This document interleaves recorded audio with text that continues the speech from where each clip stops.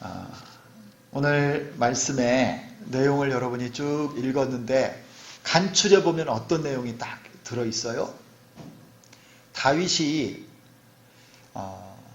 사울을 피하다가 보니까 잘못해서 저 블레셋 땅 가드 왕에게까지 피하여 갔다가 잘못하면 죽을 뻔했어요. 거기가 골리앗의 고향이었잖아요. 미친 척을 하고 도망쳐 나와가지고 유다 남쪽 광야에 있는 이 아둘람이라고 하는 지역에 이렇게 굴에서 은신하고 있을 때 모든 이 이스라엘 땅에 가난한 사람, 환난을 당한 사람, 빚진 자, 억울한 자 다 모여서 한 400명가량이 모여서 조그만 공동체를 이루고 하나님께서 다윗을 통해서 이루실 하나님의 놀라운 앞으로 이루실 하나님 나라를 꿈꾸는 그런 공동체를 이루었습니다. 하지만 여전히 이 아둘람에서의 이 공동체는 굉장히 연약했고 언제든지 사울의 추격을 받을 수 있는 그런 곳이었어요. 그래가지고 이 다윗이 그의 부모님을 모시고 모압 땅으로 데려갑니다. 그리고 모압 왕에게 다윗의 부모님을 그곳에 기거할 수 있도록 부탁을 해요. 사실은 여러분이 모압이라고 하는 곳은 다윗의 증조할머니, 그러니까 다윗의 증조할머니가 누구냐면 여러분 보아스와 결혼했던 룻이라고 하는 사람이에요. 룻, 여러분 아시죠? 룻기의 룻. 이 룻이 나오미가 베들레헴에서 흉년을 만나서 모압 땅에 잠시 가서 살 때 그의 아들들을 결혼을 시켰는데 그때 얻었던 며느리가 이 룻이에요. 아들들이 다 죽었지만 룻은 어머니 나오미를 따라 베들레헴까지 왔잖아요. 그리고 어머니의 하나님이 나의 하나님이고 어머니의 백성이 내 백성입니다. 이 신앙 고백으로 모압 여인 룻이 그리고 보아스와 함께 결혼을 해서 그의 후손으로 다윗이 난 거예요. 다윗의 외할머니가 이 모압 출신인 겁니다. 그래서 다윗이요 그의 부모를 모시고 이렇게 도피 생활을 하는 가운데 이게 굉장히 불안한 것이었어요. 그래서 어머니와 아버지를 잠시 모압 지역에 모압 왕에게 부탁한 겁니다. 여기에서 좀 거처할 수 있도록 해달라. 이렇게 받아줬어요. 그런데 그때 선지자가 누구냐면 5절에 갓 선지자가 나와요. 선지자 갓이 다윗에게 와서 이런 말을 합니다. 너는 이 요새에 있지 말고 떠나 유다 땅으로 들어가라. 다윗이 떠나 헤렛 수풀에 이르니라. 다윗이 이방 지역에 있는 것이 좋지 않으니까 너는 여기를 떠나서 유다 땅으로 들어가라.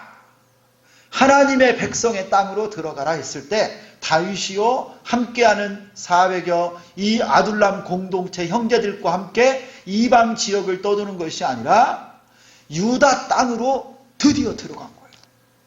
지금까지는요 다윗이 혼자였고 도망자였고 아주 불안정한 사람이었는데 사울 왕의 입장에서 보면 이제 다윗이 그를 따르는 400여 형제들과 함께 공동체를 이루어서 유다 땅에 그 무리가 들어온 거예요.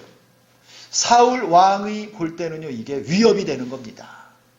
사울이 6절부터 어떤 모습이 나오냐, 그의 근거진 기브아에 에셀나무 아래서 창을 손에 딱 잡고, 이게 지금 그가 뭔가 이 마음이 불안한 거예요. 왕궁에서도. 그런데 거기서 신하들이 다 둘러서 있는데 뭐라고 말하느냐, 화가 났어요. 이렇게 신하들이 많고 내가 너희에게 땅도 주고 포도원도 주고 천부장 백부장 권력도 주었건만 너희들 중에 누구 하나도 나에게 다윗에 대해서 내 아들이 다윗과 맹약을 하고 매복했다가 나를 치려한다 할지라도 어느 누구 하나도 고발하는 자가 없도다. 막 화를 냈던 거예요. 그러니까 그 중에 한 사람, 이 사울의 신하였던 도액이라고 하는 사람이 사울에게 이런 말을 합니다. 왕이시여, 내가 놉 땅에 갔는데 그곳의 선지자 아히멜렉이 다윗에게, 이새의 아들 다윗에게 다윗을 위해서 하나님께 기도하며 물어보고 양식도 주고 골리앗의 칼 무기도 주더이다 라고 이 도액이 갑자기 딱 등장해서 사울에게 그 사실을 딱 고발을 한 거예요. 고발을. 그런데 여러분, 사울이 이 도액의 말을 딱 듣고 어떻게 반응을 했냐면 그 아히멜렉 제사장과 놉 땅에 있는 제사장의 가족들을 전부 다 불러버렸어요.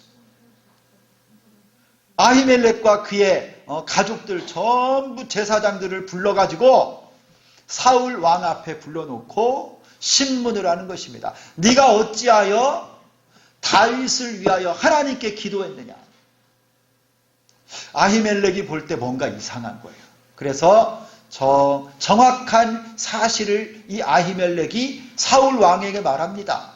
아니, 다윗은 왕의 충성된 신하가 아닙니까? 그리고 왕의 사위이기도 하고 왕의 호위대장이기도 한데 왕의 명령을 받고 거기까지 왔다는데 어찌하여 내가 그를 잘 대줄 수밖에 없는 것 아닙니까? 아히멜렉은 모르는 거예요, 사실. 그리고 내가 다윗을 위해서 기도했던 것이 지금까지 한두 번이 아닌데 그를 위해서 기도해줬다는 것으로 나에게 책임을 추궁하는 것, 왕이시여 절대 그러지 마소서라고 말을 하는 거예요. 사울이 어떻게 말합니까? 그 아히멜렉 제사장의 설명을 잘 받아들였나요? 아닙니다.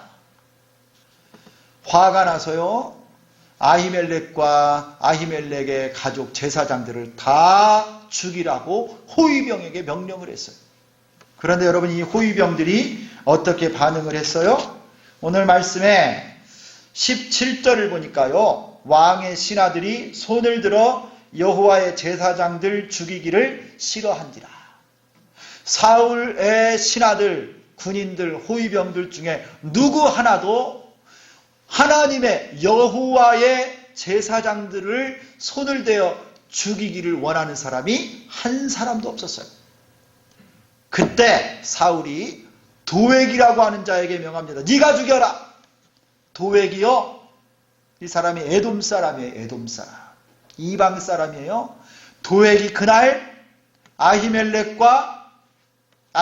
집안의 모든 제사장, 세마포를 입은 제사장 몇 명을 죽였다고 나와요? 18절을 보세요. 85명을 그날 다 죽이고 말아요.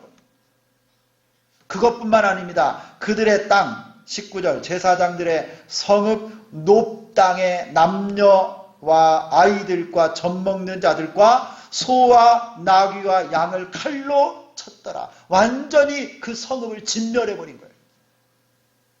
원래는 이스라엘 백성들이 이방을 진멸하는 게 맞는데 사울의 신하가 하나님의 제사장과 제사장의 성읍을 진멸해버렸어요. 아이들, 젖먹는 아이들까지. 그럼 이런 악독한, 이런 잔인한 행동을 오늘 사울과 이 도액이라고 하는 자가 자행하고 있어요. 여러분, 어떻게 이런 일이 가능할 수 있었을까요? 사울 왕, 그가 이스라엘의 왕 아닙니까? 여호와 하나님이 세우신 자고 하나님의 백성을 다스리는 왕임에도 불구하고 어떻게 이렇게 제사장을 다 죽이고, 또 이 도액이라고 하는 자는 그 자리에서요, 어떤 신하도 여호와의 제사장들에게 손을 대기를 꺼려 했건만 그 도액이라고 하는 자는 85명의 제사장, 세마포 입은 제사장을 다 거기서 학살을 했을까요? 그것은요, 그들이 포악한 자들이었기 때문에 포악한 자들. 오늘 이 말씀, 사무엘상 22장, 이 말씀을 배경으로 기록된 시편 말씀이 있어요. 이 시편이 52편인데 여러분 한번 다 같이 성경 시편 52편을 한번 펼쳐보겠습니다. 여기에 포악한 자가 나와요. 이 시편 52편의 역사적 배경이 바로 오늘 이 말씀이에요. 사울과 도액이 높당의 아히멜렉 제사장 85명을 죽인 그때 여러분 52편의 표제어를 우리 한번 같이 읽도록 하겠습니다. 다윗의 맞쓰길 시작. 다윗의 맞쓰길 인도자를 따라 부르는 노래. 에돔인 도액이 사울에게 이르러 다윗이 아히멜렉의 집에 왔다고 그에게 말하던 때에, 그때 다윗이 이 소식을 듣고 이 시편으로 하나님께 탄식하며 기도한 거예요. 마스길이라고 하는 말은 교훈을 말하는 교훈. 그런데 여러분 1절에 뭐라고 말해요? 52편의 1절에 포악한 자여 내가 어찌하여 악한 계획을 스스로 자랑하는가? 하나님의 인자하심은 항상 있도다. 이 도액과 사울이 행했던 그 모든 행위, 그들의 모습을 다윗이 뭐라고 한마디로 말했느냐면, 저들이 그 85명이나 되는 세마포 옷을 입은 제사장들을 다 죽이고 남녀와 아이들과 젖먹이들까지 다 죽인 행동은 그들이 포악한 자들이기 때문에, 이전 성경으로는요 강포한 자들이라고 해서 강포한 자들. 그러기 때문에 이 많은 제사장들 아이들을 다 진멸하고 죽였다라는 거예요. 눈썹 하나 까딱하지 않고. 여러분, 포악한 자들의 특징이 뭘까요? 저는 오늘 이 사무엘상 22장 말씀을 보다가 제목을 포악한 자라고 적어봤어요. 저들의 행동을 가만히 보면 시편 52편과 연결되어서 사울과 도액의 행동은요 도저히 하나님의 백성들의 모습에서는 상상도 못하는 모습이 나오는데, 포악한 자들에게 포악한 자들, 강포한 자들이에요. 그들의 특징이 어디 나오냐? 오늘 시편 52편과 본문 22장, 이 사무엘상 22장에 포악한 자들의 몇 가지 특징이 나오는데, 첫 번째는 이겁니다. 포악한 자들은 여러분 혀가 악하고 날카로워요. 이 입술이 아주 가시가 돌려있듯이 입술이 악한 자들이에요. 그들의 혀가 여러분 날카로운 자들이라고 말하고 있어요. 22절을 보세요. 52장 52편 2절을 보면 시편의 2절에 이렇게 말합니다. 내 혀가 심한 악을 꾀하여 날카로운 삭도같이 간사를 행하는도다. 내가 선보다 악을 사랑하며 의를 말함보다 거짓을 사랑하는도다. 간사한 혀여 너는 남을 해치는 모든 말을 좋아하는도다. 이게 포악한 자들의 특징입니다. 그들의 입술이요 악한 말을 뱉고요, 그들의 혀는요 날카로워서 삭도 같아라고. 여러분, 삭도가 무슨 칼인 줄 아세요? 삭도? 삭도는요 면도칼을 말합니다. 면도칼. 면도칼이 여러분 얼마나 날카로워요. 조금만 잘못하면 그냥 싹 패서요 피가 막 나요. 혀가, 포악한 자들의 혀가요 그만큼 날카로운 거예요. 그의 입에는요 악독을 품고 있어요. 거짓말을 말합니다. 간사한 말을 합니다. 아히멜렉 제사장은 다윗을 위해서 하나님께 기도한 적이 있었을까요? 없었을까요? 혹시 여러분 기억나세요? 다윗이 사울을 도망가서 첫 번 노베에 있는 아히멜렉 제사장을 찾아갔을 때 이 아히멜렉 제사장이 다윗을 위해서 하나님께 기도했어요? 안 했어요? 지난 말씀에 보면 안 했어요, 여러분.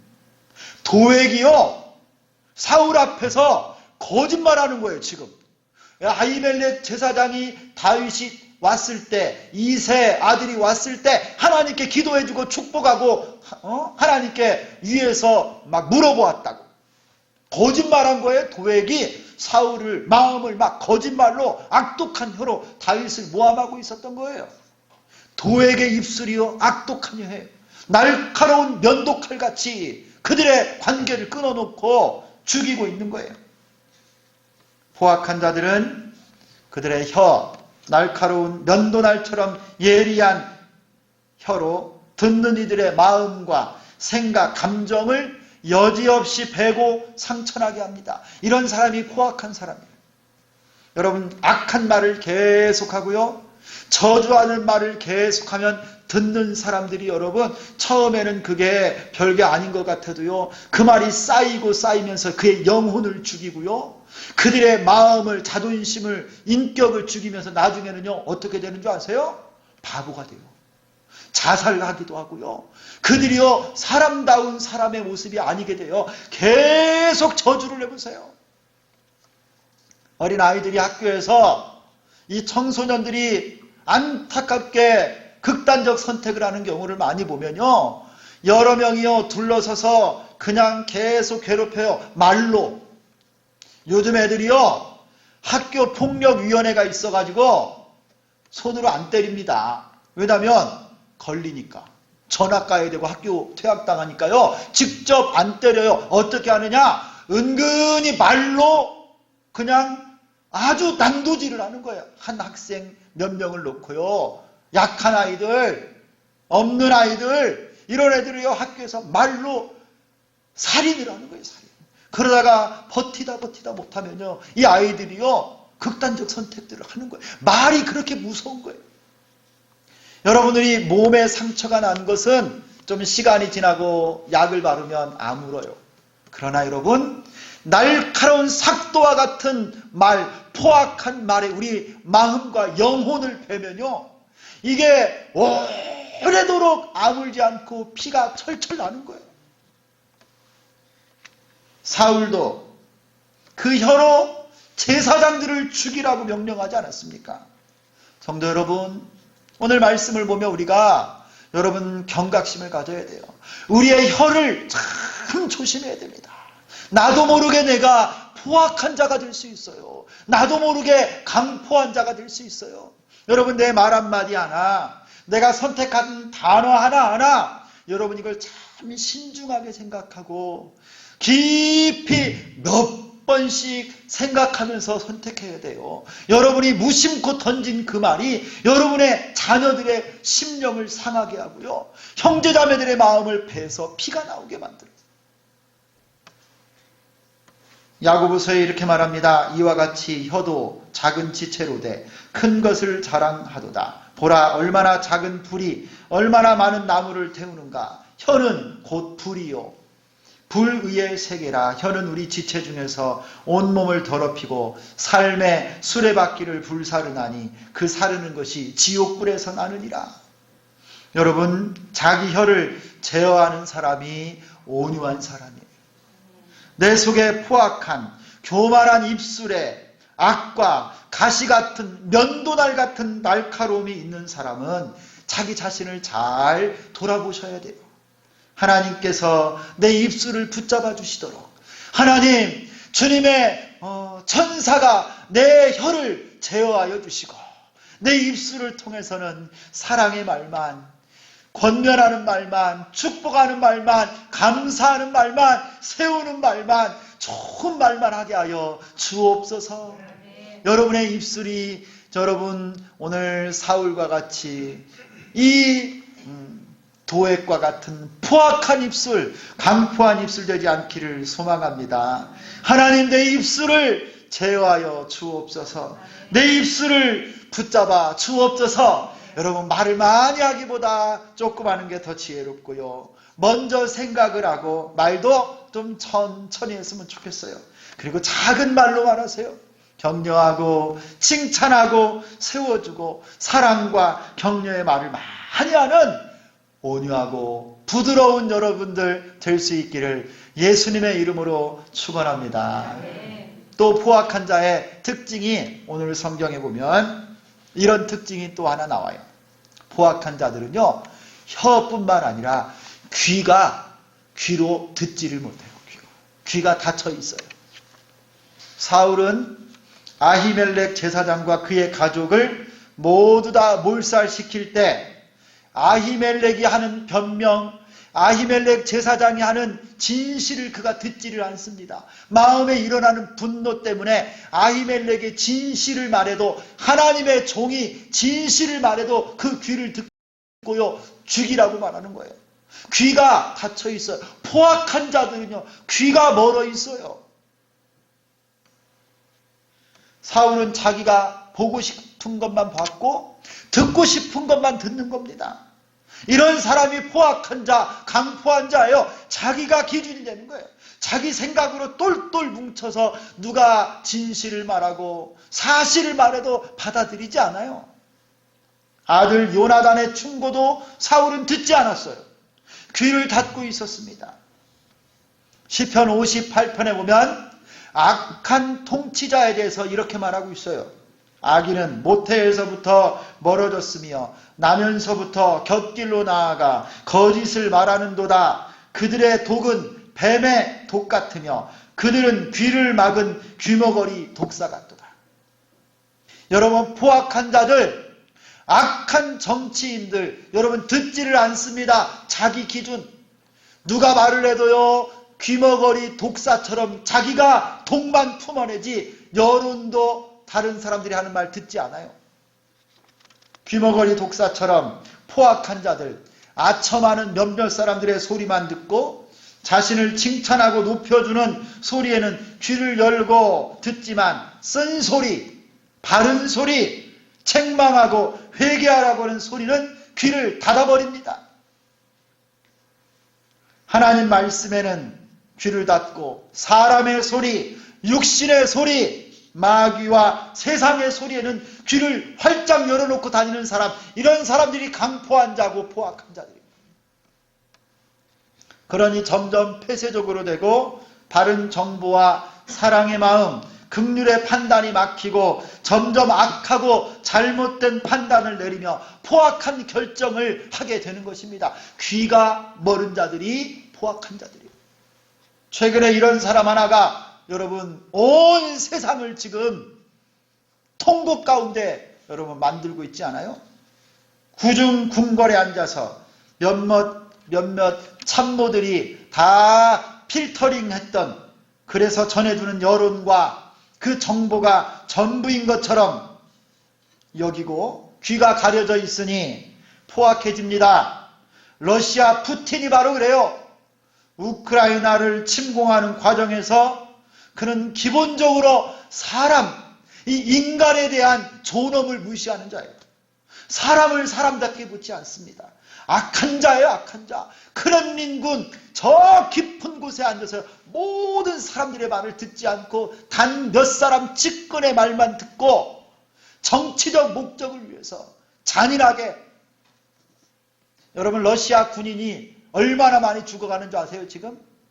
10,000명 이상의 20대 30대 러시아 군인들이요, 목적도 없이 이유도 없이 우크라이나에서 전쟁 중에 다 죽어가요. 여러분 지금 수천 명의 민간인들이 죽어가고요, 400만 명이 넘는 사람들이 외국으로 지금 피난을 갔대요. 그런 푸틴이 여러분 얼마 전에 집회에 나와서 연설을 하는데 그가 입은 옷이 1,600만 원짜리 패딩을 입었대요. 그리고 여러분 이 푸틴이요, 러시아 정교회 신자입니다. 요한복음의 성경 구절을 들고 나와서 무슨 입 바른 소리로 많은 사람한테 연설을 하고 있어요. 귀머거리 독사 같은 자예요. 그러니 포악한 겁니다. 듣지 않으니 포악한 거예요. 사랑하는 성도 여러분, 여러분은 듣는 귀를 가지고 계십니까? 하나님 말씀을 온전히 순종하며 지금 듣고 있습니까? 주의 종의 권면과 책망의 말들을 잘 듣고 있습니까? 형제자매들의 조언과 충고에 귀를 열고 있습니까? 하나님께서 여러분들에게 듣는 귀 주시기를 축원합니다. 그래야 나도 모르게 포악한 자, 강포한 사람이 되지 않는 것입니다. 여러분 우리 이런 기도를 좀 했으면 좋겠어요. 하나님 앞에 제가 기도할 때마다 늘 드리는 기도예요. 이사야서 50장 4절에 이런 말씀이 있어요. 주 여호와께서 학자들의 혀를 내게 주사 나로 곤고한 자를 말로 어떻게 도와줄 줄 알게 하시고 아침마다 깨우치시되 나의 귀를 깨우치사 학자들같이 알아듣게 하옵소서. 여러분 하나님께서 우리에게 학자의 혀를 허락하셔서 말로 곤고한 자들을 어떻게 도와줄 줄 알게 하시고, 우리에게 학자들의 귀를 허락하셔서 학자들처럼 알아들었으면 좋겠어요. 성도 여러분, 하나님께 내게 학자의 혀를 주시고 학자의 귀를 주셔서 하나님 내 마음이 부드럽고 하나님 앞에 쓰임받는 좋은 밭 되게 도와주시고 예수 믿는 참된 신앙 인격을 가지고 살아가게 하여 주옵소서. 내 안에 강포와 이기심과 내 안에 포악이 사라지기를 소망합니다. 하나님 백성답게 살기를 소망합니다. 여러분 이렇게 기도하시기를 소망합니다. 한번 따라서 합시다. 하나님, 내게 학자의 혀를 주옵소서. 학자의 귀를 주옵소서. 할렐루야. 노베 제사장들이 다 죽었습니다. 포악한 사울과 강포한 도액 때문에 다 죽고 말았어요. 그런데 아히멜렉의 아들 중에 하나가 유일하게 한 아들이 살아남았어요. 그 사람이 아비아달이라고 하는 사람. 20절에 그의 이름이 나옵니다. 아비아달. 여러분 이 아비아달은 나중에 다윗의 제사장이 돼요. 이 아비아달이 다윗에게로 도망갔습니다. 그리고 다윗에게 사울이 여차저차 우리 아버지와 모든 가족을 다 죽였습니다. 이 사실을 전부 다윗에게 고합니다. 이 이야기를 다 듣고 나서 다윗이 하는 고백을 한번 우리가 들어봤으면 좋겠어요. 여러분이 22장 사무엘상 22장 22절입니다. 그날의 에돔 사람 도액이 거기 있기로 그가 반드시 사울에게 말할 줄 내가 알았노라. 네 아버지 집의 모든 사람 죽은 것이 나의 탓이로다. 다윗이 하는 말이에요. 그날 내가 높당 아히멜렉 제사장 앞에 있을 때 에돔 사람 도액 사울의 목자당이 거기 있었는데 그가 사울 왕에게 이 이야기를 다 할 줄 내가 알았다라는 거예요. 그럼에도 불구하고 다윗은요, 사울 왕이 그 이야기를 듣고 이 모든 제사장을 죽일 줄은 몰랐던 거예요. 설마 그렇게 포악한 일을 하겠는가? 다윗은 그것까지는 몰랐는데 이런 일이 생겨서 제사장과 네 가족이 다 죽게 된 것은 다 내 잘못이다. 내 탓이다. 다윗이 이런 고백을 아비아달에게 하고 있어요. 다윗은 에돔 사람을 그곳에서 보고 하지만 사울이 이렇게 포악하게 모든 제사장들을 죽일 줄을 몰랐다라고 말하면서 이런 일이 일어난 건 다 내 잘못이다. 내가 내 탓으로 이런 일이 생겼다 하면서 모든 문제와 아픔을 자기의 잘못이라고 말하는 거예요. 여러분 참 다윗이 너무너무 멋진 리더 아닙니까? 이거 사울 왕 이거 손가락질하고 도액 탓을 할 수도 있겠지만 그 슬픔에 빠진 아비아달에게 이거 다 내 잘못이다. 내가 부족했다. 내 탓이다. 여러분 다윗을 보세요. 다윗은 포악한 자가 아닙니다. 다윗은 연민의 사람이고 불의한 자가 아니라 의인이고 하나님의 사람이에요. 이것을 통해서 보여줍니다. 여러분 하나님의 백성들은 다윗처럼 의로운 자가 되어야 될 줄 믿습니다. 하나님의 마음을 품고 연민의 사람이 되어야 돼요. 우는 자와 함께 울 줄 알고 아픈 자와 함께 통곡하고 슬픈 자와 함께 눈물을 흘릴 줄 아는 사람. 그래서 다윗은요 환난당한 모든 자, 빚진 모든 자, 마음이 원통한 자들이 그에게 다 몰려온 것 아니겠습니까? 여러분 다윗은 시편 52편에 이렇게 고백합니다. 이런 사람이 하나님의 집에 있는 푸른 감람나무와 같다 그래요. 여러분들이 이런 하나님 성전에 푸른 감람나무와 같은 사람이 되기를 축원합니다. 하나님의 마음을 품고 내 곁에 울고 있는 많은 사람들, 슬픔과 가난과 고통 속에 있는 많은 사람들을 품어주고 그들을 세워주고 그들을 사랑할 수 있는 다윗과 같은 사람. 하나님의 집에 있는 푸른 올리브나무, 감람나무와 같은 우리 주비전 교회 성도들이 되기를 소망합니다. 여러분, 똑똑한 사람이 사람을 변화시키는 것이 아니라 따뜻한 사람이 누군가를 변화시킨다고 하잖아요. 여러분, 하나님께서 우리의 입술을, 여러분, 하나님의 집에 있는 푸른 감람나무와 같은 사람은 어떤 상황에서도 자신의 입과 귀를 의지하지 않고 하나님의 인자하심을 영원히 의지하는 사람이라고 말하고 있습니다. 성도 여러분, 우리 하나님을 의지하고 살기를 소망합니다. 내 입술에 학자의 혀를 주시고 내 귀에는 학자의 귀를 허락하셔서 하나님을 영원히 의지하고 하나님의 사람답게 하나님 성전의 푸른 감람나무와 같은 하나님의 마음을 품은 우리 모두가 다 될 수 있기를 예수 그리스도의 이름으로 축원합니다. 하나님 아버지, 고맙습니다.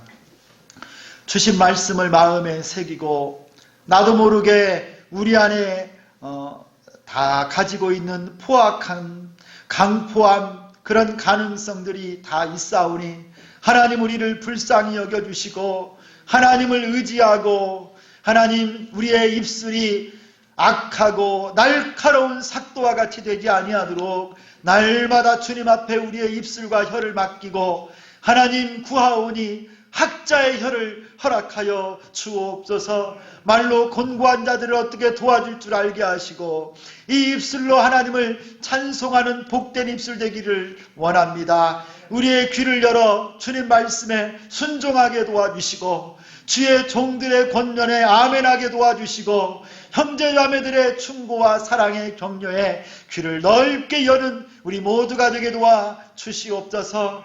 하나님 성전에 푸른 감람나무와 같이 영원히 하나님을 의지하는 복된 온유한 자들 다 되게 하여 주시기를 원하오며 예수 그리스도의 이름으로 기도드리옵나이다. 아멘.